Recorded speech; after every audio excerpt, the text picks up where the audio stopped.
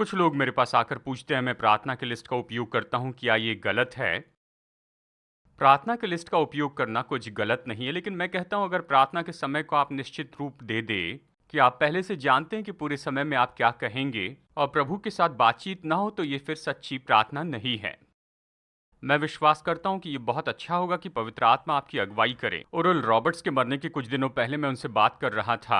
उन्होंने कहा वो इंग्लिश में तब तक प्रार्थना नहीं करते जब तक कि अन्य भाषा में प्रार्थना न कर ली हो। उन्हें पता नहीं कि कैसे प्रार्थना करें, तो वो प्रार्थना करते हैं और पवित्र आत्मा से बुद्धि मांगते हैं। कुछ लोगों को जैसे वो प्रार्थना करते हैं उन्हें पवित्र आत्मा की मदद भी नहीं चाहिए।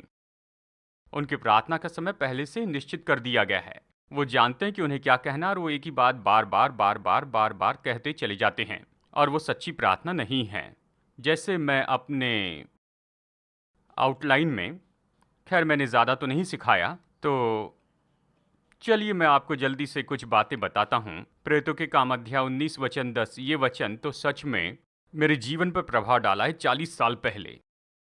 यहाँ हनन्याह प्रार्थना कर रहा था और प्रभु ने उससे बातें की और कहा हनन्याह, और उसने कहा प्रभु मैं यहाँ पर हूँ। उस वचन ने मेरा जीवन बदल दिया। कुछ लोग सोचते होंगे इस वचन में इतना विशेष क्या है। परमेश्वर ने मुझसे कहा एंड्रू मैं कितनी बार तुमसे बात करना चाहता था लेकिन तुम वहां पर नहीं थे। हनन्याह वहां पर था, हनन्याह सुन रहा था और वचन से हम नहीं जानते कि परमेश्वर ने उसके पहले या उसके बाद उससे कोई खास बात की होगी। और जब प्रभु को किसी की जरूरत पड़ी कि शाऊल की सेवा कर सके तो हनन्याह वहां पर उपलब्ध था। ये उस बात को वापस बताता है जिसके बारे में हम पिछली क्लास में देख रहे थे। हम कुछ अजीब चाहते हैं, आकाशवाणी चाहते हैं या फिर रोंगटे चाहते हैं या स्वर्गदूत, ऐसे कुछ अद्भुत बात। और ये सब कुछ जो है वो कभी कभार होता है, लेकिन आपके परमेश्वर के साथ का संबंध तो बिल्कुल सामान्य होता है। बस उसके साथ में रहना और कोई खास अद्भुत काम नहीं होता। आप ना कुछ देखेंगे ना सुनेंगे, बस आपके दिल में शांति होगी कि प्रभु आपके साथ में और आप प्रभु से प्रेम रखते हैं। आदम और हव्वा के साथ भी मुझे नहीं लगता कि कोई अलौकिक बात हुई होगी। दिन के ठंडे समय वो परमेश्वर से मुलाकात करते और फिर क्या करते। उन्हें कोई दुष्ट आत्माएं नहीं निकालनी थी, उन्हें कपड़ों के लिए विश्वास नहीं करना था, नए घर के लिए प्रार्थना नहीं करनी थी, उन्हें ट्यूशन के लिए नहीं आना पड़ता था, उन्हें किसी को डांटना नहीं था, उन्हें राजनीति के लिए प्रार्थना नहीं करनी थी, वातावरण को भी डांटना नहीं पड़ता। अगर आप उन सारे मुद्दों को दूर कर दें जिसके लिए आज संसार में ज़्यादातर लोग प्रार्थना करते हैं, हम में से बहुत से लोगों के पास प्रभु से बातचीत करने के लिए कुछ नहीं होगा, क्योंकि हमारा प्रार्थना का समय तो केवल कुछ मांगने में ही जाता है। ये अद्भुत होना चाहिए, ये बहुत ही अच्छा दिखना चाहिए, संसार की समस्या दूर हो इसलिए हम प्रार्थना करते हैं। आदम हवा ने क्या किया जब वो प्रतिदिन परमेश्वर से मुलाकात करते?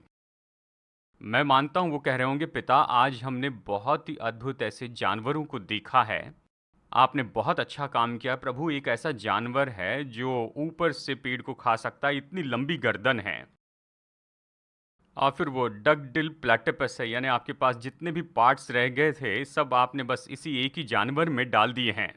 ये अद्भुत था प्रभु। आज हमने बहुत अच्छा सूर्योदय देखा और आज हमने जो फल खाया वो अब तक के सारे फलों में सबसे उत्तम था। मैं विश्वास करता हूँ ये परमेश्वर के साथ संगति थी। परमेश्वर के साथ आपका ज़्यादातर समय, यानी आपको ये कहना चाहिए प्रभु ये दिन बहुत ही अच्छा है। भजन संहिता 92, यहोवा का धन्यवाद करना भला है, प्रातःकाल तेरी करुणा और प्रति रात तेरी सच्चाई का प्रचार करना। यानी सुबह में कहना है प्रभु आपका धन्यवाद कि आप मुझसे प्रेम करते हैं। धन्यवाद प्रभु कि आज का दिन अद्भुत होगा। आपकी सारी आशीषों के लिए धन्यवाद। और फिर हर रात को कहें धन्यवाद प्रभु कि आज आप विश्वास योग्य रहें। यही परमेश्वर के साथ संबंध है। प्रार्थना बस यही तो है। अगर आप परमेश्वर के साथ संबंध बनाने में इस तरह से प्रार्थना में ज़्यादा समय बिताते हैं तो आपको मांगने के लिए ज़्यादा समय बिताना नहीं पड़ेगा। बांधना खोलना ये नहीं होगा, क्योंकि आपके जीवन में शांति होगी, आपका इम्यून सिस्टम बेहतर होगा, आप बार बार बीमार नहीं होंगे, आपको दिमागी परेशानी नहीं होगी, लोग जो कहते हैं उसके कारण परेशान नहीं होंगे। परमेश्वर ने आपको दिखाया कि वो आपसे प्रेम करते हैं, वो आपसे प्रसन्न हैं। अगर कोई आकर आपके मुंह पर थूकता है तो कोई बड़ी बात नहीं, मतलब सर्वशक्तिमान परमेश्वर मुझसे प्रेम करते हैं और ये आपको तसल्ली देता है। और संसार की सारी समस्या जैसे बतख के पीठ पर से पानी गिर जाता है वैसे चली जाती है। आप परमेश्वर के साथ संबंध में उससे बात करते हैं तो क्या परवाह। यदि कोई मनुष्य आपका इनकार करे या कोई भी समस्या आ जाए, किसे परवाह है कि डॉक्टर ने कहा है कि आप मर जाएंगे। यानी हम सब उस दिन से डरते हैं जहां पर डॉक्टर आपसे कहते हैं कि आप मर जाएंगे और आप अचानक रोने लगते हैं। इसमें कुछ गलत है। अगर आप सच में परमेश्वर के साथ संगति में हैं और डॉक्टर आपसे कहते हैं कि आप मर जाएंगे, तो आपको बस यही कहना है, धन्यवाद डॉक्टर। ओह, बहुत ही अच्छा है। मतलब मैं तो दिन खत्म होने के पहले यीशु को देखूंगा। अगर आप परमेश्वर के साथ संबंध में हैं, जो कि क्या है, प्रार्थना मेरे लिए इसी बारे में है। अगर आप उसके साथ संगति में हैं और उसे आपसे बात करने देते हैं, तो फिर आप ऐसे बिखर नहीं जाएंगे। आपके साथ ये सब कुछ कभी नहीं होगा। इसने मेरी जिंदगी बदल दी कि हनन्याह तो वहां पर था। ऐसी कोई बात नहीं बताई कि वहां पर 10 साल पहले कुछ बहुत ही अद्भुत काम हुआ था। वो बस वहां था। कितने तो भी लोग वहां पर नहीं थे, वो बाहर कुछ और कर रहे थे, वो सुन नहीं रहे थे। वो उपलब्ध था, इसलिए परमेश्वर ने कहा कि तू सीधी सड़क पर जा और वहां पर शाऊल के बारे में पूछना।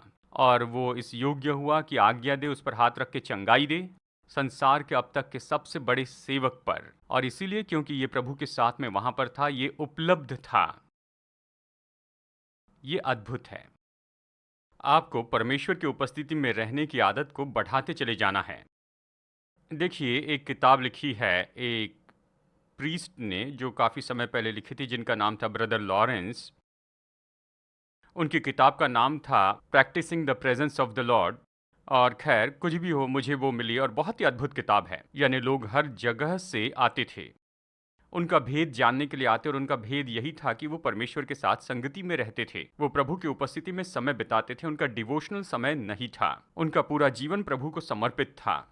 इस किताब का यही सार था। हमें ये सीखना चाहिए कि परमेश्वर हमेशा आपके साथ में हैं। अपने मन को आप नया बनाएं और परमेश्वर से प्राप्त करें। यानी बहुत ही कम लोग हैं जो प्रभु की उपस्थिति में रहते। वो कभी कभी मिलने के लिए आते हैं और इसे प्रार्थना कहते हैं। आप परमेश्वर की उपस्थिति में आइए। सूर्योदय के लिए आप उस परमेश्वर को धन्यवाद दीजिए। पक्षियों के लिए धन्यवाद दीजिए। जैसे कल शाम में पक्षियों की आवाज़ सुन रहा था, मैंने सोचा ये बहुत ही अद्भुत है। बाहर थोड़ी सी ठंड थी और बहुत सारे पक्षी थे। बहुत से पक्षी आ रहे थे, जा रहे थे। मैंने प्रभु की स्तुति की। ये अद्भुत था। कुछ लोग सोचेंगे ये तो बड़ा अजीब है। अगर आपका परमेश्वर के साथ में संबंध है, तो लाखों बातों के लिए आप उसे धन्यवाद देंगे। आज आप श्वास ले रहे हैं, इसलिए उसे धन्यवाद दें। आप इसके बारे में सोच नहीं रहे हैं, बस श्वास ले रहे हैं। ये अपने आप होता है। धन्यवाद पिता, मेरी तंदुरुस्ती के लिए और इस अवसर के लिए धन्यवाद। इस बाइबल कॉलेज के लिए धन्यवाद। धन्यवाद पिता, शायद आप नहीं जानते होंगे कि ये सब कुछ होने के लिए कितने अद्भुत काम हुए हैं। धन्यवाद पिता, हर एक काम के लिए जो आप कर रहे हैं। आपको बहुत सी बातों के लिए धन्यवाद देना है। आप प्रभु के साथ की संगति में आ सकते हैं, तब सच में अपनी विनती वहां पर रखना मुश्किल हो जाता है, क्योंकि आपको जो मिला उसके लिए आप आभारी होते हैं। प्रभु को धन्यवाद दे कि सब कुछ बिल्कुल अच्छा है। ये बहुत बुरा भी हो सकता था। धन्यवाद यीशु कि सब कुछ बिल्कुल अच्छा है। आप परमेश्वर को धन्यवाद दे, उसे धन्यवाद दे, तो आप ऐसी जगह पर पहुंचेंगे जहां पर ये कोई बड़ी बात नहीं होगी। देखिए, कई दशक बीत गए हैं, मैंने प्रभु से प्रार्थना करके पैसे नहीं मांगे हैं। मैं पैसों के लिए प्रार्थना नहीं करता, क्योंकि ये तो बहुत छोटी बात है इस तुलना में कि मैं परमेश्वर को धन्यवाद दूं कि परमेश्वर के साथ में संगति करूं और दूसरी बातों में परमेश्वर को देखूं, और इसके कारण ये सारा पैसा मेरे पास में आता है और मुझ पर छा जाता है। मैं आपसे कहता हूं, परमेश्वर ने आपको बड़े बड़े काम दिए हैं, केवल चंगाई, संपन्नता और इन सारी चीज़ों को मांगने से बढ़कर, जिसे बहुत से लोग मांगने में अपना समय बिताते हैं। अगर आप उससे प्रेम करें, उसकी आराधना करें, उसके साथ संगति करें और उसकी सारी भलाई के लिए धन्यवाद दें, तो आप पाएंगे कि आपकी ज़्यादा समस्याएं नहीं हैं। और जब आपकी कोई समस्या होती है, मैं ये नहीं कहता कि नहीं होगी, बस आप बताइए और वो चली जाएंगी, वो निपट जाएंगी, उससे निपट लिया जाएगा, क्योंकि आपका विश्वास उभर गया है। तो चलिए मैं जल्दी से बता दूं, लूका अध्याय 11 से यहाँ पर मुझे बताना है। मुझे पता नहीं मेरे स्केड्यूल में ये क्यों है, लेकिन जाने दीजिए। मैं स्कूल का प्रेसिडेंट हूं, जो चाहे, अगर मैं नहीं कर सकता तो कौन कर सकता है? आमेन।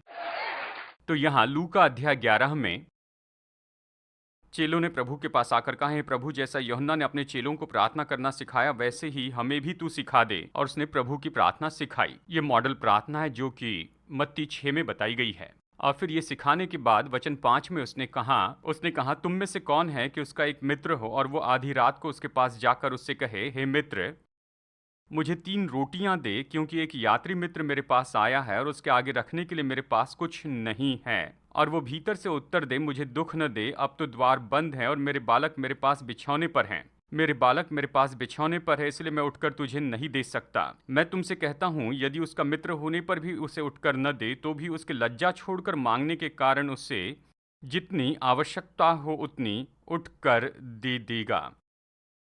तो इस वचन के भाग का अक्सर उपयोग होता है कि हमें परमेश्वर के पास ऐसे ही पहुंचना चाहिए। यानी ऐसे समय होता है जब परमेश्वर आपकी प्रार्थनाओं का उत्तर नहीं देते हैं और आपको परमेश्वर को ऐसे जाने नहीं देना है, आपको वहां पर डटे रहना है, आपको उसे परेशान करना है, यानी आपको उस पर दबाव डालना है, उसका हाथ पकड़ के मरोड़ना है, जब तक कि आप उससे जो करवाना चाहते हैं वो उसे न कर लें। अजीब तरह से मेरी ओर मत देखिए, शायद किसी ने आपको इन शब्दों में तो नहीं बताया, लेकिन हाँ, इसी तरह से वचन के इस भाग को सिखाया जाता है कि हमें परमेश्वर से जबरदस्ती करनी है, वेदी के सिंग को हमें पकड़े रहना है, जब तक कि परमेश्वर ना आए उसे छोड़ना नहीं है। जागृति के लिए प्रार्थना तो बस इसी के बारे में है।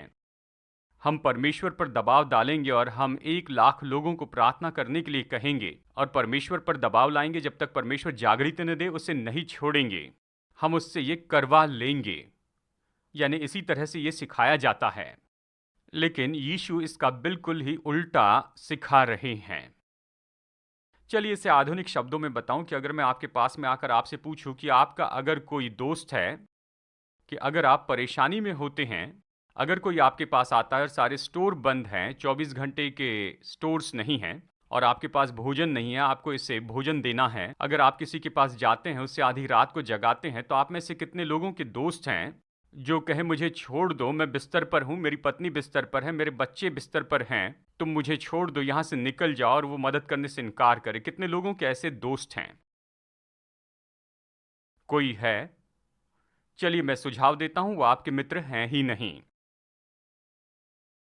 यहां पर वो ये कह रहे हैं कि कितने लोगों के ऐसे मित्र हैं, मैं पहचान वाले की बात नहीं कर रहा हूं, कि मित्र, ऐसे लोग जिन्हें आप मित्र मानते हैं, वो इतनी कठोरता से व्यवहार करें, अगर सही समय न होने पर भी आप उनसे कुछ मांगते हैं, वो उठकर वो सब आपको दे देंगे, क्योंकि वो आपके मित्र हैं। कितने लोग यहाँ मेरी बात को समझ पा रहे हैं? यही इसका संदर्भ है, क्योंकि इसके बाद तुरंत देखिए अगले वचन में, वचन 9 कहता है, इसलिए मैं तुमसे कहता हूं कि मांगो तो तुम्हें दिया जाएगा, ढूंढो तो तुम पाओगे, खटखटाओ तो तुम्हारे लिए खोला जाएगा। क्योंकि जो कोई मांगता है उसे मिलता है, जो ढूंढता है वो पाता है, जो खटखटाता है उसके लिए खोला जाएगा। फिर कहता है, तुम में से ऐसा कौन पिता होगा कि जब उसका पुत्र रोटी मांगे तो उसे पत्थर दे? यहाँ पर यही बात बताने की कोशिश कर रहे हैं। वो ये नहीं कह रहे हैं कि परमेश्वर से पाने के लिए ऐसा ऐसा करना होगा, वो इस बात की संभावना बता रहे हैं कि आप सोचते हैं कि लोग आपसे इससे बेहतर व्यवहार करते, मित्र तुमसे अच्छा व्यवहार करते हैं, तो क्यों सोचते हो कि परमेश्वर से विनती करनी होगी, कि परमेश्वर से बार बार भीख मांगनी होगी कि वो कुछ करें? मित्र इससे अच्छा व्यवहार करते हैं। क्या आपको नहीं लगता कि परमेश्वर आपके सबसे उत्तम मित्र हैं? क्या परमेश्वर किसी मनुष्य से बेहतर नहीं है? अगर आप लोगों से इससे अच्छा व्यवहार चाहते हैं, तो क्या सोचते हैं कि परमेश्वर आपके साथ ऐसा क्यों करेंगे? अगर आप पिता के पास जाकर उससे रोटी मांगते हैं, कितने पिता ऐसे हैं जो आपको रोटी के बदले पत्थर दे ताकि आपके दांत टूट जाएं? आशा ऐसा कोई भी पिता नहीं है। और फिर अगली तुलना में यीशु ये कहते हैं, वो कहते हैं कि या मछली मांगे तो मछली के बदले उसे सांप दे। जरा कल्पना कीजिए, बच्चा पिता के पास जाकर कहता है मुझे मछली चाहिए, और पिता उसे सांप दे देते हैं जो उसे काटेगा। या अंडा मांगे तो उसे बिच्छू दे, क्या ऐसा होगा? मनुष्य के संबंध में क्या इस तरह से होता है? शायद ऐसे कुछ लोग होंगे, पर मैं कह रहा हूं सामान्य रूप में नहीं। लोग इससे अच्छा व्यवहार करते हैं, आपके माता पिता इससे अच्छा व्यवहार करते हैं, तो फिर हम क्यों सोचते हैं कि परमेश्वर से भीख मांगनी चाहिए और उससे विनती करे, या उसे ऐसे पकड़ के रखे कि जब तक हम जो चाहते हैं वो दे न दे, तब तक हम उसे जाने नहीं देंगे?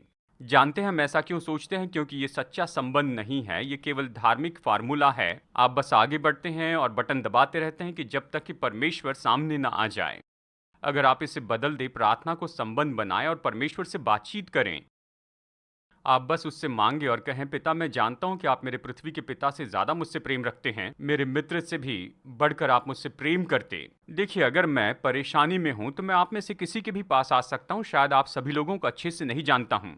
मैं आपसे मदद मांग सकता हूं और कोई भी मेरी मदद करेगा, चाहे सुविधा ना हो तो भी। अगर मैं आपसे इस तरह के व्यवहार की अपेक्षा कर सकता हूं, तो फिर मैं क्यों ऐसा सोचता हूं कि परमेश्वर मेरी आपसे कम ही मदद करेंगे? ये गलत गलत गलत है। और ये इसीलिए है क्योंकि देखिए, लोग प्रार्थना में परमेश्वर से जुड़ते नहीं हैं। ये केवल एक धार्मिक फॉर्मूला हो जाता है, उसमें से होकर जाते हैं। आप बस अपने काम करते हैं और कोई प्रगटीकरण नहीं देखते हैं तो निराश हो जाते हैं, कहते हैं इसमें क्या गलत हो गया प्रभु, क्योंकि आप उसके साथ जुड़े ही नहीं थे। इसमें कोई कनेक्शन नहीं, बस आप काम कर रहे हैं, अपने धार्मिक फॉर्मूला से होकर जा रहे हैं। प्रार्थना तो ऐसी नहीं है। ये ऐसा प्रचार नहीं कि आपको परमेश्वर से भीख मांगनी होगी, लेकिन ये तो बिल्कुल इसकी विपरीत बात है। ये मुद्दा है कि आपको परमेश्वर से भीख नहीं मांगनी है। परमेश्वर जल्दी ही आपको उत्तर देंगे। अगर आप मांगेंगे तो आपको मिलेगा, अगर आप ढूंढेंगे तो आप पाएंगे, अगर आप खटखटाए तो आपके लिए खोला जाएगा। अगर हम परमेश्वर के साथ में संबंध रखते हैं जहां पर आप उसके प्रेम को अनुभव करते हैं, तो आप इसे जानेंगे। और फिर जब आप मांगते हैं, अपेक्षा करते हैं, तो आप जानते हैं कि निश्चित प्रभु मदद करेंगे, क्योंकि आप उसे जानते हैं। उसने आपसे बातें की हैं, वो हमेशा भले हैं। अगर आप केवल धार्मिक काम करते चले जाएं, तो आप इसे हमेशा नहीं पाएंगे। तो चलिए अध्याय 18 में देखते हैं। हम इसे जल्दी से देखते हैं क्योंकि आगे बढ़ना है। लेकिन अध्याय 18 में एक और उदाहरण दिया गया है जिसका लोग उपयोग करते हैं कि सिखाए कि प्रार्थना क्या है। अध्याय 18 वचन 1, फिर उसने इसके विषय में कि नित्य प्रार्थना करना और हियाव न छोड़ना चाहिए, उसने ये दृष्टांत कहा। किसी नगर में एक न्यायी रहता था जो न परमेश्वर से डरता था न किसी मनुष्य की परवाह करता था। उसी नगर में एक विधवा भी रहती थी जो उसके पास आकर कहा करती थी, मेरा न्याय चुकाकर मुझे मुद्दई से बचा। कुछ समय तक विचार करके कहा, यद्यपि न मैं परमेश्वर से डरता और न मनुष्य की कुछ परवाह करता हूँ, तो भी ये विधवा मुझे सताती रहती है। मैं उसका न्याय चुकाऊंगा, कहीं ऐसा न हो कि घड़ी घड़ी आकर अंत में मेरी नाक में दम करें। लोग इसका उपयोग करके कहते हैं कि परमेश्वर इसी तरह से हैं। ये तो बिल्कुल ऐसी उल्टी बात है जो कि आस्था ने सिखाई है। ये कोई तुलना नहीं है, ये तो विपरीत बात बताई गई है। परमेश्वर अन्यायी न्यायाधीश के जैसे नहीं है जो न परमेश्वर से और ना ही मनुष्य से डरता है। ये तो सही तरह से बताना नहीं है। ये तो बस बताता है कि आप स्वाभाविक क्षेत्र में मनुष्य से इससे बेहतर व्यवहार की अपेक्षा करते हैं। अगर आप ये सोचते हैं कि अन्यायी न्यायाधीश इसके लिए मान जाता है, तो जरा सोचिए आपको परमेश्वर से कितने ज्यादा अच्छे व्यवहार की अपेक्षा करनी है। ये तुलना नहीं लेकिन विपरीत बात है। वचन 6, प्रभु ने कहा, सुनो ये अधर्मी न्यायी क्या कहता है। इसलिए क्या परमेश्वर अपने चुने हुओं का न्याय न चुकाएगा जो रात दिन उसकी दुहाई देते रहते हैं। यानी परमेश्वर नहीं लेकिन वो अन्यायी न्यायाधीश क्या उनके विषय में देर करेगा। कई बार लोग ये कहते हैं कि परमेश्वर आपको बस परखते हैं, परमेश्वर बस आपको ऐसे जांचते रहते हैं। ये सब ये नहीं कहता, लेकिन इसका बिल्कुल विपरीत कहता है। परमेश्वर आपको जल्दी से उत्तर देंगे, जबकि ये जो अन्यायी न्यायाधीश था वो तो उसे सहते चला गया था। और फिर कहूँ, ये तो तुलना नहीं है लेकिन ये विपरीत बात है। ये फिर बताता है कि आपको परमेश्वर के साथ में ऐसा संबंध रखना है कि वो आपके सबसे उत्तम मित्र हैं। आप उसके साथ संगति करते हैं, वो आपसे बातें करते हैं, आपको बताते हैं और आप इसे अपने भीतर जान लेते हैं। चाहे ये आधी रात की बात हो, चाहे ये आपके लिए सुलभ हो या ना हो, परमेश्वर आपकी देखभाल करेंगे। वो आपसे बढ़कर आपसे प्रेम रखते हैं। क्या ये अद्भुत नहीं? अगर आप यहीं पर रुक जाए तो देखिए, ये आपके प्रार्थना के जीवन में क्रांति लाएगा। अगर आप अपने फॉर्मूला को छोड़ दें, अगर आप घड़ी की ओर देखना बंद कर दें कि हाँ मुझे बस 1 घंटा प्रार्थना करनी है। देखिए, जब मैंने शुरू किया तो मैंने खुद पर जबरदस्ती की। मुझे याद है वियतनाम में, यानी पवित्र आत्मा का बपतिस्मा पाने के पहले, मैं तो बंकर गार्ड पर बैठकर 4 घंटे प्रार्थना करता था। 4 घंटे मेरे लिए बहुत मुश्किल था, लेकिन 13 महीने तक मैं ऐसा ही प्रतिदिन करते रहा और इसके भी कुछ लाभ मिले। इसके कारण ऐसा हुआ कि मैं सचेत रहूं। मेरी जिंदगी में उसके पहले मैं कभी इतना सचेत नहीं रहा था। इसके लाभ है। मैं ये नहीं कह रहा कि अपने आप को अनुशासित करने के समय के कोई लाभ नहीं हैं। तो मैं इसे इस तरह से देखता हूं, अगर आप खुद को अनुशासित करने के लिए इसे करते हैं और कहते हैं अगर मैं जाऊंगा तो मैं अपने मन को आप पर नहीं रख सकूंगा, इसलिए मैं समर्पण करता हूं कि आप पर ध्यान दूं। घर जाकर 7 बजे से 10 बजे तक टीवी देखने के बजाय मैं इस समय को लेकर प्रभु को समर्पित करता हूं। अगर आप अनुशासन के रूप में इसे करते हैं तो ठीक है, लेकिन अगर आप इसे करते हैं ये सोचते हुए कि परमेश्वर इसकी मांग करते हैं और आपको ये समय अलग करना है कि परमेश्वर आपसे दुखी हैं या चाहे जो कुछ भी हो, ये तो शरीर का काम है और ये कुछ भी उत्पन्न नहीं करता। ये आपके रवैये पर आधारित है, ये बात नहीं कि ये आपकी प्रार्थना की सूची है। प्रार्थना के लिए समय अलग करने की बात नहीं, बस ये कहना है कि हाँ, पिता, मैं जानता हूँ आप हमेशा मेरे साथ में, मैं आपसे प्रार्थना कर सकता हूँ। मैं खुद को अनुशासित करना चाहता हूँ, आप पर गौर करना चाहता हूँ ताकि मेरा ध्यान और कहीं न भटके। और मैं इसे अपने लिए करना चाहता हूँ कि मेरी मदद हो। देखिए, आप सही मनोदशा के बिना इसे नहीं कर सकते हैं। मैं कहता हूँ हम में से ज़्यादातर लोगों को सिखाया गया कि हमें ऐसा करना होगा कि परमेश्वर आपसे इन सब की मांग करते हैं, ये गलत है। जानते हैं, जेमी से जब मैंने शादी का प्रस्ताव रखा तो मैंने क्या कहा मुझे याद है। मैंने कहा, जेमी, मैं चाहता हूँ कि आप अपनी बाकी ज़िंदगी मेरी ज़िंदगी को बाँटते हुए बिताते जाएँ। मैं चाहता हूँ मेरी बाकी ज़िंदगी मेरे साथ में बाँटिए। मैं चाहता था कि जेमी मेरी पत्नी और मेरी जीवन साथी हो जाएं। जानते हैं, मुझे ये भी पता नहीं था कि जेमी खाना पका सकती है। हमारी शादी के समय मुझे पता नहीं था कपड़े धो सकती है, घर साफ कर सकती है या नहीं। मुझे कुछ भी पता नहीं था, मुझे उसकी परवाह नहीं थी। बस मैं चाहता था कि जेमी मेरी जीवन साथी हो। बाद में पता चला जेमी ये सब करती है। जेमी घर को बहुत अच्छे से संभालती है। मैं सोचता हूँ मैंने बताया कि हमारे घर में बिल्कुल सब कुछ सही है। हमारे घर में सब कुछ बिल्कुल सिद्ध रीति से रखा गया है। अगर मैं बैठ कर सोचने लगूं कि ये चीज़ कहाँ है, तो बस सोचना है जैमी कहाँ रखती है। मैं आपको गारंटी देता हूँ, तो वो बिल्कुल वहीं मिलेगा जहाँ जैमी रखना चाहती है। वो बिल्कुल सही है। यानी जगह जगह पर साइन है। अपने पैर पोछिए, जूते निकालिए। ठीक है, कई बार मैं अपने जूते पहन के चले जाता हूँ, लेकिन मुझे याद आता है कि जूते निकालना है। लेकिन यह अच्छा है, मुझे आनंद मिलता है। लेकिन जब जैमी की बात आती है तो वो अपने उस घर के बारे में ज़्यादा परवाह करती है, मुझसे ज़्यादा बढ़कर। जबकि ये अभी मेरे लिए आशीष है, ये आशीष दिखाई देती। ये नहीं कि मैं जलन रखता हूँ, लेकिन अगर वो मुझसे ज़्यादा अपने कारपेट से प्रेम करने लगे तो वो आशीष नहीं रहेगा। तो जैमी इन सारी चीज़ों को अपनी जगह पर रखती है। लेकिन मैंने जैमी से घर संभालने के लिए शादी नहीं की थी, या खाना पकाने के लिए। मैं किसी और को नौकरानी रख सकता हूँ। मैं चाहता था मैं जैमी से और वो मुझसे प्रेम रखें, और इसी कारण मैंने उससे शादी की है। और इसी तरह से प्रभु केवल आपको चाहते हैं।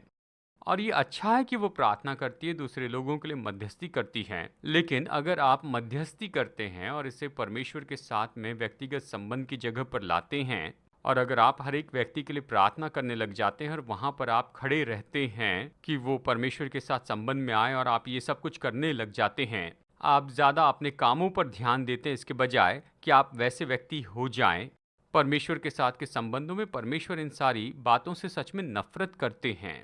पुराने नियम में इसके बारे में वचन दिया गया है कि उसने आज्ञा दी है कि सारे बलिदान, उसने आज्ञा दी कि लोग इनमें से होकर जाए। लेकिन जब लोग इन क्रियाओं से जा रहे थे, सारे धार्मिक काम कर रहे थे, लेकिन उनका दिल सही नहीं था। उसने कहा, मैं तुम्हारे बलिदानों से नफरत करता हूँ, वो मेरी नाक में दुर्गंध जैसे है, उसे तुम दूर करो। उसने ये सब कुछ काम करने की आज्ञा दी थी, लेकिन उन्होंने वैसे होने के बजाय ये सारे काम करने लगे। आप मनुष्य हैं, आप काम करने वाले मनुष्य नहीं। आपको परमेश्वर से संबंध रखना है। आप परमेश्वर के प्रेम के लिए मुख्य साधन है। अगर आप प्रार्थना का उपयोग करते हैं कि अपने काम करवा ले और उससे ये सब कुछ करवाएं कि इसे बांधे और उसे खोले, तो आप ये सब करते हैं। और अगर आप परमेश्वर के साथ में संबंध में नहीं हैं, तो आप प्रार्थना के पूरे उद्देश्य को चूक रहे हैं। अगर आप प्रभु का आनंद नहीं उठा रहे हैं, अगर वो आपका आनंद नहीं उठा रहा है, तो आप प्रार्थना का उद्देश्य खो रहे हैं। प्रार्थना तो ऐसा मौका है कि आप मांगे और उससे प्राप्त कर ले, और दूसरों के लिए मध्यस्थी करें। ये तो निश्चय ही ऐसी जगह नहीं कि आप उसे थाम लें।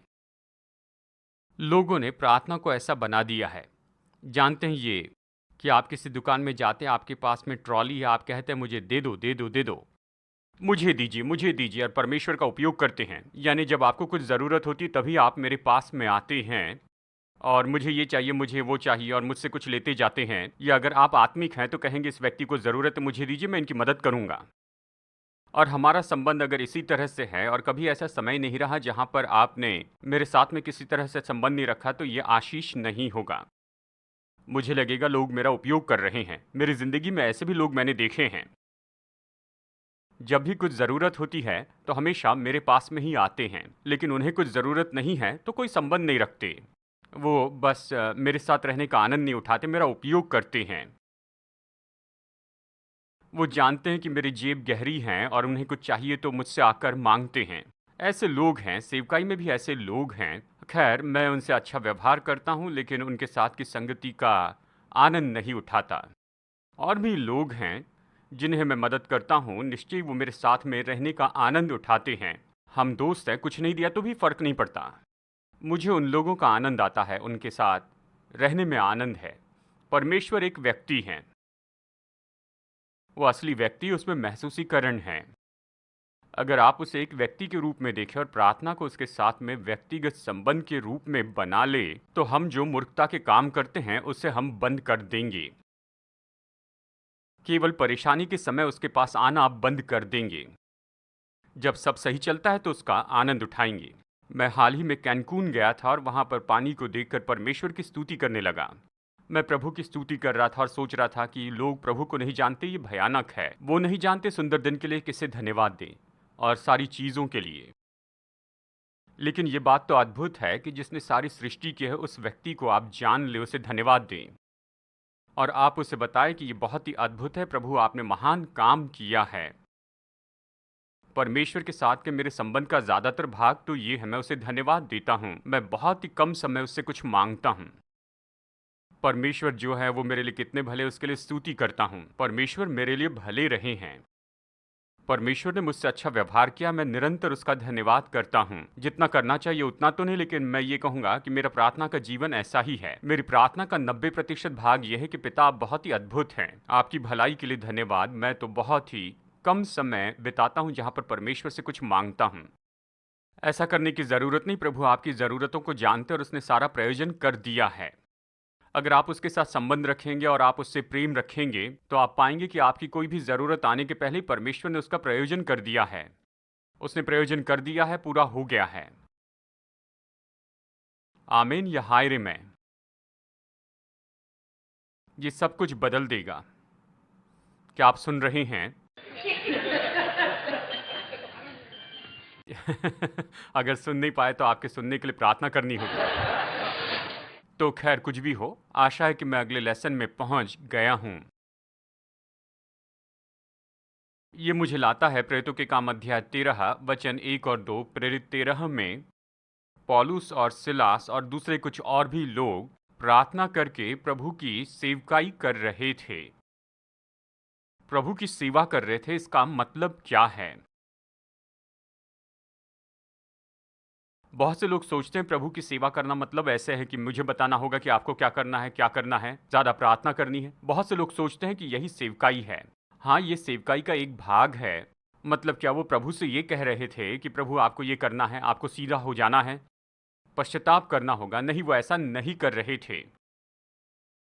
जब ये कहता है कि प्रभु की सेवा कर रहे थे, इसका मतलब यह है कि वो परमेश्वर की स्तुति कर रहे थे, उसे धन्यवाद दे रहे थे, प्रभु की आराधना कर रहे थे। आप जानते ये क्या करता है? ये परमेश्वर की सेवा या उसकी सेवकाई करता है। फिर बताऊं, परमेश्वर एक व्यक्ति है, वो गिरा हुआ मनुष्य नहीं है, वो हमारे जैसे नहीं है, हम उसके स्वरूप में बनाए गए हैं। परमेश्वर में महसूसीकरण है, परमेश्वर प्रेम है और प्रभु वो चाहते हैं कि हम उससे प्रेम करें। उसने अपने आनंद के लिए हमें बनाया है। प्रकाशित वाक्य 4:11। स्वर्ग में इस समय वो कह रहे हैं यानी क्या लिखा है? पवित्र पवित्र पवित्र सर्वशक्तिमान परमेश्वर, और तूने अपने आनंद के लिए, चलिए अच्छा है कि पढ़ ले, मैं इसे सही बताना चाहता हूँ। देखिए, हे हमारे प्रभु और परमेश्वर, तू ही महिमा और आदर और सामर्थ के योग्य हैं, क्योंकि तू ही ने सब वस्तुएं सृजी और वे तेरी ही इच्छा से थी और सृजी गई हैं। ये महत्वपूर्ण है क्योंकि जो असली मकसद है और अभी भी वही उद्देश्य है, हालांकि पाप ने प्रवेश किया है और सब बदल गया, लेकिन असली उद्देश्य और अभी भी परमेश्वर का उद्देश्य है उसके आनंद के लिए। परमेश्वर ने अपने आनंद के लिए ही आपको बनाया है। उसने अपना दास होने के लिए नहीं बुलाया, नहीं तो वो और स्वर्गदूतों को बना सकते थे। लेकिन हम अलग कैटेगरी में हैं, हमारे पास स्वतंत्र इच्छा शक्ति है। परमेश्वर ने हमें अपनी संगति के लिए बुलाया है। भजन 35:27 कहता है, जो मेरे धर्म से प्रसन्न रहते हैं वे जय जयकार और आनंद करे और निरंतर कहते रहे, यहोवा की बढ़ाई हो, जो अपने दास के कुशल से प्रसन्न होता है। जब आप संपन्न होते हैं तो प्रभु खुश होते हैं। जैसे आप अपने बच्चों को अच्छा काम करते देखते, संपन्न होते देखते हैं तो आप खुश होते हैं। प्रभु आपकी संपन्नता से खुश होते हैं। वो दुखी होते हैं जब आप संपन्न नहीं होते हैं। जब आप गरीब रहते हैं, निराश रहते हैं, परमेश्वर उससे प्रसन्न नहीं होते हैं। वो आप पर क्रोधित नहीं, लेकिन वो आपको संपन्न होते देखना चाहते हैं। परमेश्वर आपसे प्रेम करते हैं, और जब आप कहते हैं कि पिता मैं आपसे प्रेम करता हूँ, ये प्रभु की सेवा करता है। ये प्रभु को धन्य कहता है। ऐसे सैकड़ों वचन हैं। प्रभु को धन्य कहने के बारे में वचन कहते हैं भजन 103, हे मेरे मन यहोवा को धन्य कह और उसके किसी उपकार को न भूलना। हे मेरे मन यहोवा को धन्य कह, ये बार बार कहता है। और आज लोग ये कहते हैं परमेश्वर को धन्य कहो, प्रभु को धन्य कहो, और सोचते हैं ये प्रभु को धन्य कहना है, लेकिन शायद ऐसा ना हो। प्रभु को धन्य कहना इन शब्दों से बहुत बढ़कर है। एक बहन है जिनका नाम है सैंडी ब्राउन। वो एक इवेंजलिस्ट थी, और मैं आपको बताऊं, सामर्थ्य स्त्री, लेकिन सैंडी कॉकटेल वेट्रेस थी लॉस वेगस में। उसने फिर उद्धार पाया और उसे ज़्यादा तनख्वाह मिलती थी। उसने नया जन्म पाया तो वो बहुत ही प्रभावी हो गई। वो चर्च में जाने लगी। उन्होंने कहा पवित्र आत्मा का बपतिस्मा पाइए, अन्य भाषा में बोलिए। वो ये चाहती थी। उसने कहा इसे कैसे पा सकते हैं? उन्होंने कहा बस परमेश्वर को धन्य कहो और ये आप पर आएगा, और फिर आप अन्य अन्य भाषा बोलने लगेंगी। तो फिर वो ज़्यादा कुछ जानती तो नहीं थी, लेकिन अपने घर में गई और उसने अनुमान लगाया पवित्र आत्मा का बपतिस्मा, इसका मतलब इसका संबंध पानी से है। तो उसने अपने बाथटब को भर दिया और बाथटब में बैठकर आसपास बहुत सी मोमबत्तियां लगा दी, और पानी में बैठकर कहने लगी प्रभु को धन्य कहो, प्रभु को धन्य कहती हूँ, प्रभु को धन्य कहती। और प्रभु की दया के लिए उसकी स्तुति हो। उसने पवित्र आत्मा का बपतिस्मा पाया और अन्य भाषा बोलने लगी। लेकिन जानते हैं ये परमेश्वर को धन्य कहना नहीं था कि प्रभु को धन्य कहती ये कहने से। जब ये कहता है परमेश्वर को धन्य कह, मतलब उसे बताना है कि आप उससे कितना प्रेम करते हैं, उसकी स्तुति करें। अगर शुद्ध दिल से इसे करें, ये परमेश्वर को धन्य कहता है। जब आप परमेश्वर से प्रेम करते हैं तो परमेश्वर धन्य होते हैं। बहुत से लोग ये विचार नहीं जानते। वो सोचते हैं मुझे परमेश्वर को देने के लिए कुछ भी नहीं है, मेरी अपनी ज़रूरतें हैं, और प्रभु के लिए अगर मैं कुछ कर सकता हूँ तो मुझे उसके लिए काम करना है, सेवा करनी है, मुझे प्रभु के लिए कुछ करना है। परमेश्वर आपको और आपकी संगति चाहते हैं। आप उसके लिए जो कुछ भी कर सकते हैं उससे बढ़कर आपका धन्यवाद और आपकी स्तुति चाहते हैं। वो आपको चाहते हैं। जब आप उसे मिल जाते हैं और आप उसे बस धन्यवाद देते जाते हैं, सुंदर सूर्यास्त या सूर्योदय के लिए धन्यवाद दें, अच्छे दिन के लिए उसे धन्यवाद दें। धन्यवाद दें कि उसने प्रयोजन किया और आप बाइबल कॉलेज में आ पाए हैं। यहाँ के दोस्तों के लिए धन्यवाद जो आपकी मदद करने के लिए हैं। पिता मेरी ज़रूरतें पूरी करने के लिए धन्यवाद। आप उसे धन्यवाद दें। जानते हैं ये परमेश्वर को धन्य कहना है। बहुत से लोगों में ये विचारधारा है, वो नहीं सोचते कि परमेश्वर को धन्य कहना है, इसके द्वारा वो धन्य होते हैं। कल मैंने सेवा का मौका दिया, इसलिए धन्यवाद दिया, और उसने मुझे धन्यवाद दिया कि मैंने जाकर सेवा की है। कुछ लोग सोचते हैं प्रभु ऐसे कभी नहीं करेंगे। आप प्रभु को नहीं जानते हैं। आप प्रभु को नहीं जानते। मैं गारंटी देता हूं प्रभु धन्य हैं, प्रभु भले हैं। जब मेरे बच्चे 4 या 6 साल के थे, मैं हॉर्स राइडिंग के लिए उन्हें लेकर गया और अपने पड़ोसी के बच्चों के साथ मैं वहां पर उन्हें खेलने दिया। 4 बच्चे और मैं हॉर्स राइडिंग के लिए गया। पूरा दिन भर वहां पर हम खेलते रहे। हमने वहां पर झरना बनाया, हम मिट्टी में खेले, हम कीचड़ से भर गए, और हमने जंक फूड भी खाया, और हमने ये सब कुछ किया और अद्भुत समय बिताया। और खैर मैं बता दूं, और उस समय पीटर 4 साल का था, और जब हम घर में लौट कर आ गए, हमने उन्हें नहलाया, प्रार्थना की, डिवोशन किया, और ये सब कुछ किया। और जैसे मैं उसके कमरे से बाहर निकल रहा था, मैंने लाइट ऑफ किया तो उसने कहा डैड। मैंने कहा हाँ। उसने कहा बहुत अच्छे डैड हैं। जानते इससे क्या हुआ? मुझे धन्य लगा। उसने ये नहीं कहा ब्लेस यू डैड। उसने बस कहा आप अच्छे डैड हैं। और जानते हैं इससे मुझे बहुत ही धन्य लगा। उससे मुझे लगा कि मैं इसे बिस्तर से उठाऊं और हम फिर से इसे करें, क्योंकि उसने कहा आप सबसे अच्छे डैड हैं। और परमेश्वर भी ऐसे ही हैं। परमेश्वर ये सब कुछ करते हैं हमारे लिए। और कोई उससे कहता है कि प्रभु आज के दिन के लिए आपका धन्यवाद। मेरे जीवन में बहुत सी समस्याएं, बहुत सी मुश्किलें हैं, लेकिन प्रभु आपका धन्यवाद कि आप बहुत ही भले हैं। मेरे जीवन में ये काम करने के लिए आपका धन्यवाद। आपको धन्यवाद कहना चाहता हूँ। जानते हैं ये क्या करता है? प्रभु को इससे धन्य लगता है। वो यही कर रहे थे। वो प्रभु की सेवा कर रहे थे। कह रहे थे पिता आपकी भलाई के लिए धन्यवाद, अपने पुत्र को भेजने के लिए धन्यवाद, हमारे उद्धार के लिए धन्यवाद, आपका धन्यवाद प्रभु। और जानते हैं ये तो परमेश्वर की सेवा करना है। और इससे प्रभु की सेवा होती है। कुछ लोग इसे नहीं समझते हैं। अगर हम किसी से प्रेम करते हैं तो हम अपेक्षा करते हैं कि वो हमसे प्रेम करें। ये भयानक है कि आप किसी से प्रेम करें और वो आपको कोई भी प्रत्युत्तर न दें। स्वाभाविक में हम इसका अनुभव करते हैं। आप किसी से प्रेम करते हैं और वो आपके प्रेम का इनकार करते हैं, और यही तो बहुत ही दुखद घटनाएं होती हैं। और परमेश्वर ने जगत से प्रेम रखा और वो चाहते हैं कि आप उससे प्रेम रखें। प्रार्थना यही है, उससे बातचीत करना है, उसके सारे भले कामों के लिए उसे धन्यवाद देना है।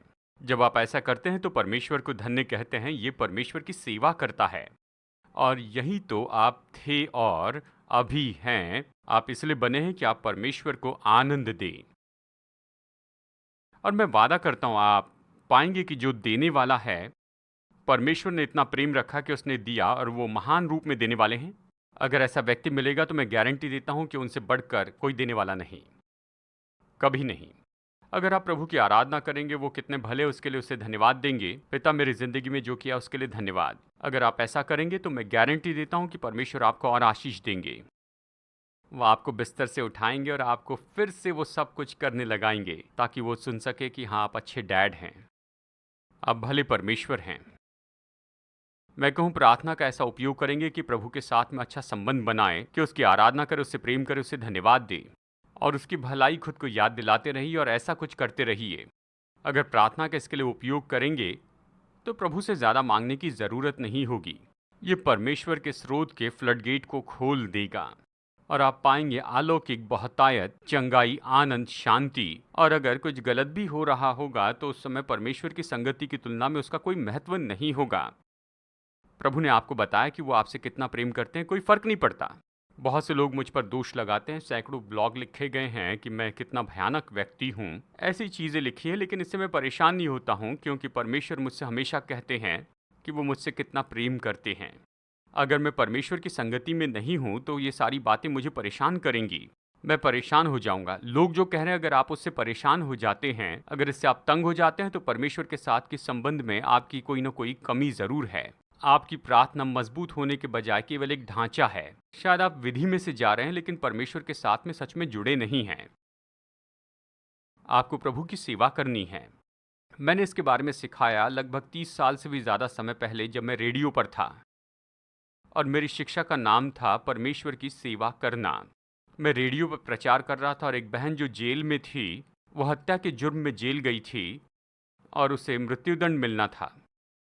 मुझे उतना तो पूरा पता नहीं, ये 30 साल पहले की बात है, लेकिन खैर कुछ भी हो, मतलब उसे तो मृत्युदंड देने वाले थे हत्या के जुर्म में, और वो परोल के लिए आवेदन कर रही थी, और ये सन 99 में पास हुआ था, लगभग 25 साल के बाद में। यानी उसने नया जन्म पाया वहाँ पर जेल में रहते हुए, और वो वहाँ पर जेल में थी और वो अपने जीवन का प्रतिदिन बिता रही थी। उसने नया जन्म पाया, पवित्र आत्मा पाया, और प्रभु से कह रही थी, प्रभु मुझे मार दीजिए। उसने जो भी किया था उसके लिए दुख हो रहा था। उसने परिवार को नाश किया, दूसरे व्यक्ति को मार दिया, और इसके परिवार ने उसका इनकार किया और उसके साथ कोई भी संबंध रखना नहीं चाहा। अपने परिवार के लिए और दूसरे परिवार के लिए ये दर्द बन गई, और अब वो जेल में थी, कंसाइनमेंट में थी, और वो किसी को गवाही नहीं बता सकती थी। वो अपने जीवन को छुड़ाने के लिए कुछ भी नहीं कर सकती थी, और जो भी बुरा किया उसके बदले में कुछ नहीं कर सकती थी। इसलिए कई साल तक वो जेल में थी और प्रभु से कह रही थी, प्रभु मुझे आप मार दीजिए। और उसने मुझे रेडियो पर सुना, इस बात का प्रचार करते हुए कि हम परमेश्वर को धन्य कहने के लिए बने हैं। प्रभु को जब हम धन्यवाद देते हैं तो वो धन्य होते हैं। और इस बहन ने मुझे पत्र लिखा, एक बहुत लंबा पत्र लिखा। उसने पेन से लिखा, और उसके ऊपर उसके आंसुओं के दाग देख सकते थे, जहाँ इंक फैल गई थी। ये प्रभु की स्तुति कर रही थी। उसने कहा, मैंने कभी ऐसा नहीं सुना था। मैंने कभी नहीं सुना था कि परमेश्वर मुझसे प्रेम कर सकते हैं और मैं ऐसा कुछ कर सकती हूँ। मैं प्रभु से प्रेम कर सकती हूँ, उससे धन्य कह सकती हूँ। अब उसने कहा, मेरे पास जीने के लिए अब कारण है। उसने कहा, परोल के लिए आवेदन करने के लिए मेरे पास 30 साल की उम्र तक का समय है। उसने कहा, ये कुछ भी नहीं, अब मुझे लग रहा है मैं जेल में नहीं हूँ, मेरे आसपास कोई दीवारें नहीं हैं, मैं परमेश्वर के साथ संगति में हूँ। वो परमेश्वर की स्तुति कर रही थी, उसकी आराधना कर रही थी, और ये अद्भुत था। मैं आपसे कहूँ, वो बहन जेल में रहते हुए भी आज़ाद थी, उन विश्वासियों की तुलना में जो पूरी तरह आज़ाद है, क्योंकि वो अपनी ज़िंदगी में ऐसे चलते हैं, वो इसकी और उसकी चिंता करते रहते हैं। आपके अस्तित्व का जो उद्देश्य है वो परमेश्वर से प्रेम करना और उसे प्रसन्न करना है। उसने अपने आनंद के लिए आपको बनाया है। प्रार्थना तो इसी के बारे में है। ये ऐसा तरीका नहीं कि हम कुछ प्राप्त करते जाएं। हाँ, आप मांग कर प्राप्त कर सकते हैं, लेकिन ये तो प्रार्थना का बहुत ही छोटा सा हिस्सा है। अगर आप प्रार्थना का उपयोग करें कि उसके साथ में संगति करें, उसे धन्यवाद दें। हर दिन आप कहिए कि परमेश्वर, आप भले परमेश्वर हैं। मेरी ज़िंदगी में काम करने के लिए धन्यवाद। मेरी ज़िंदगी में सब अच्छा है, इसलिए धन्यवाद। ये बुरा हो सकता था। आप ऐसी जगह पहुंचेंगे जहां कभी संतुष्ट नहीं होंगे। अभी भी ऐसे कुछ चीज़ें हैं जो मैंने अब तक नहीं पाई हैं। मेरा लक्ष्य है, मैं ज़्यादा लोगों तक पहुंचना चाहता हूं, इसे करना चाहता हूं। देखिए, आपको इन सारी चीज़ों को संतुलित रखना है। आपको शिकायत करते नहीं रहना है। हर मनुष्य के पास ऐसी चीज़ें होनी चाहिए जिसके लिए प्रभु पर विश्वास कर रहे हैं। मेरे पास जो नहीं उस पर मैं गौर नहीं कर सकता हूं कि जो कुछ मेरे पास है उसके लिए प्रभु की स्तुति करूं और आनंद न मना पाऊं। ये पूरी तरह गलत है। परमेश्वर मेरे लिए बहुत ही भले हैं। प्रभु ने मुझे अलौकिक रूप में आशीष दी है। मेरे पास शिकायत करने के लिए कोई कारण नहीं। अभी भी बहुत से काम हैं जो अब तक पूरे नहीं हुए हैं, लेकिन ये कोई बड़ी बात नहीं है। आप प्रभु की आराधना कीजिए, उसे धन्य कहिए, और मैं गारंटी दूं, ये आपको संतुष्टि देगा, ये आपको आनंद देगा। बाइबल कहती है कि खुश हृदय तो औषधि के समान है। आप तो पहले से भी ज्यादा तंदुरुस्ती में रहेंगे जब आप परमेश्वर के साथ संगति में जुड़े रहेंगे और प्रार्थना का उपयोग करेंगे कि उसे धन्यवाद दें। मेरी प्रार्थना है कि आप इसे समझ रहे हैं। प्रार्थना मौका है कि हम परमेश्वर से संगति रखें, परमेश्वर से प्रेम करें, उसे धन्यवाद दें। कोई कहता है प्रभु को धन्यवाद देने के लिए मेरे पास कुछ भी नहीं है। जब कोई ऐसा कुछ कहता है तो मानो थप्पड़ मारने की आत्मा मुझ पर आ जाती है। अगर मैं परमेश्वर की जगह होता तो आपको बिल्कुल ऐसे ही स्पेस में भेज देता। प्रभु को धन्यवाद देने के लिए कुछ भी नहीं है। हाँ, देखिए, बाइबल कहती है यहाँ पर भजन 23:6 में, निश्चय ही भलाई और करुणा मेरे जीवन भर मेरे साथ बनी रहेगी और मैं सदा परमेश्वर के निवास स्थान में रहूंगा। पिछली बार जब मैं इसे पढ़ रहा था तो इसने कहा कि निश्चय भलाई और करुणा बनी रहेगी, तो मैंने कहा प्रभु जी, मैं इसे पूरी तरह नहीं समझ रहा हूँ, क्योंकि बहुत कुछ बुरा हो रहा है। लोगों की जिंदगी में दुखद घटनाएं हुई हैं, बहुत बुरा हो रहा है, बुराई उन पर आ रही है, और ये कहता है कि भलाई और करुणा उन पर आएगी। प्रभु ने बताया, मैंने ये नहीं कहा कि केवल भलाई और करुणा उन पर आती रहेगी। हर व्यक्ति के जीवन में कुछ बुरा हो रहा है, लेकिन प्रभु ये प्रतिज्ञा करते हैं कि भलाई और करुणा हमारे साथ में निरंतर बनी रहती हैं। यह आपका चुनाव है कि आप अपने जीवन में नकारात्मक बातों पर गौर करते चले जाएंगे जो शैतान करने की कोशिश करता है, या फिर भलाई और करुणा पर गौर करेंगे जो हमेशा वहां पर है। ये हमेशा वहां पर हैं। आपके जीवन में भलाई है। देखिए, बहुत सी अलग अलग परिस्थितियां हो सकती हैं। ऐसे लोग हैं जो आर्थिक, भावनात्मक और शारीरिक रूप में मुश्किल का सामना कर रहे हैं। इस कमरे में ऐसी समस्या वाले बहुत से लोग हैं, आप जानते हैं। निश्चय ही भली चीजें हैं। आप में से हर एक के जीवन में भली चीजें हैं। आप पृथ्वी पर के आजाद देश में जी रहे हैं। हालांकि कुछ देश गलत दिशा में बढ़ रहे हैं और हमें ऐसा लगता है कि कुछ हो जाएगा, लेकिन प्रभु का धन्यवाद दे कि अब तक सब कुछ बिल्कुल अच्छा है। हमारे पास जितनी सुविधाएं हैं वो तो पौलुस के पास में नहीं थी, लेकिन फिर भी उसने जाकर पूरे संसार को बदल दिया था। हमें परमेश्वर को धन्यवाद देना है कि सब कुछ ठीक है। ऐसे भी लोग हैं जो हमसे बुरी दशा में हैं, जो कोशिश कर रहे हैं कि सब कुछ बदल दें। हमें परमेश्वर को धन्यवाद देना है। अगर किसी क्षेत्र में आप कश्मकश में हैं, प्रभु को धन्यवाद दें कि आप इस बाइबल कॉलेज में हैं। मैं मानता हूं कि ये पूरी तरह से चमत्कार है। मैं गैरी लूक से बात कर रहा था और बता रहा था कि उनके पास अच्छी नौकरी है। मैंने कहा, बाइबल कॉलेज इतना अच्छी दशा में है कि 3 हफ्तों के लिए मैं बाहर चले जाऊं तो भी किसी को कमी नहीं लगेगी। दूसरे इंस्ट्रक्टर को लोग पसंद करते हैं, यानी ये परमेश्वर की ओर से हैं। ये एंड्रयू का कोई काम नहीं है। परमेश्वर ने यह महान काम किया है। आप यहाँ पर रहते हुए संसार के सबसे उत्तम सेवकों को सुन रहे हैं। आप बहुत अच्छी जगह पर हैं। और ऐसे भी लोग हैं जो इस जगह के बारे में नहीं जानते हैं। वो नहीं जानते कि परमेश्वर क्या कर रहे हैं, वो इसका लाभ नहीं उठा रहे हैं। आप यहाँ इसलिए प्रभु की स्तुति करनी चाहिए। अगर आपकी कोई शारीरिक समस्या है तो यहाँ पर ये रहने का सबसे अच्छा स्थान है।